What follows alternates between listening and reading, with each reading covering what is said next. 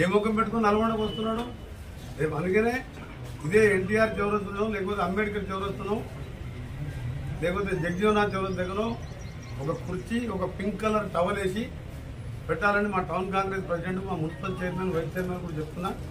ఒక కుర్చీ వేస్తాం, దాని మీద టవల్ వేసి, పింక్ టవల్ వేసి కేసీఆర్ బొమ్మ పెడుతుంది. వచ్చి చూసుకోమని చెప్తున్నాం. దుర్మార్గుడు మా నల్గొండ నట్టేట ముంచి ఇవాళ ఫిబ్రవరి మాసం కూడా కాలే మంచినీళ్ళు లెక్క వస్తుంటే మన కలెక్టర్ గారు రివ్యూ చేసి చెప్పారు, బోర్లు వేసినా పడతలేదు, మీరు ట్యాంకర్లు ఏర్పాటు చేసుకోండి సమ్మర్. నల్గొండ జిల్లాను ఎండబెట్టిందే కేసీఆర్. అందుకనే కదా మన ఎన్నికల్లో ఘోరంగా చెప్పుతో కొట్టినట్టు ఆ రిజల్ట్ ఏంది?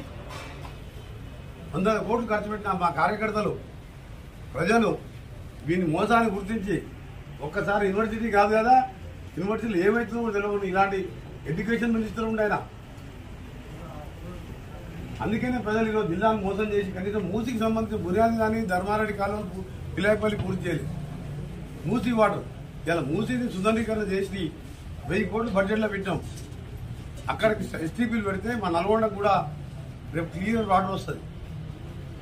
మూసీ అనేది డ్రింకింగ్ వాటర్ ప్రాజెక్టు నిజాం కాలంలో వికారాబాద్లో పుట్టి నేరేడు జిల్లాలో మళ్ళా కృష్ణాను కలిసే ఏకైక తెలంగాణలో ఎండయ్యే రివర్ అది మూసీ. 6,20,000 కోట్లు అప్పు చేసిన దుర్మార్గులు మూసీని కూడా పట్టించుకోవాలి. ఇవాళ 1000 కోట్లు పెట్టిన బడ్జెట్. అందుకనే కృష్ణా రివర్ బోర్డు గురించి కానీ కేసీఆర్ హరీష్ రావు మాట్లాడే అర్హత లేదు. 5 ఏళ్ళు ఇరిగేషన్ మినిస్టర్గా ఒకసారి ఆయన రోజా ఇంటికి పోయి చెప్పిండు, రొయ్యల పులుసు తినుకుంటా రాయలసీమను రతనాలసీమ చేస్తాను. ఇవాళ నల్గొండని నాశనం చేసి ఇవాళ మళ్ళా ఫ్లోరైడ్ నీళ్ళు తాగుతున్న ఊళ్ళల్లో. మేము ఏ రోజు కూడా కాంప్రమైజ్ కాకుండా ఆ రోజు మీ సాగర్తో నీళ్ళు ఇస్తే 5,000 కోట్ల మిషన్ భగీరథ అంతా దోసుక తిన్నారు. ఆకలి చూస్తే ఇవాళ నీళ్ళే లేవు.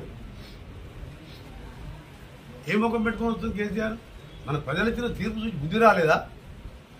2023-24లో finance minister Harish Rao, KCR irrigation minister cum CM, KRMB, GRB Godavari river బోర్డుకు 200-400 కోట్లు బడ్జెట్లో మెయింటెనెన్స్ కింద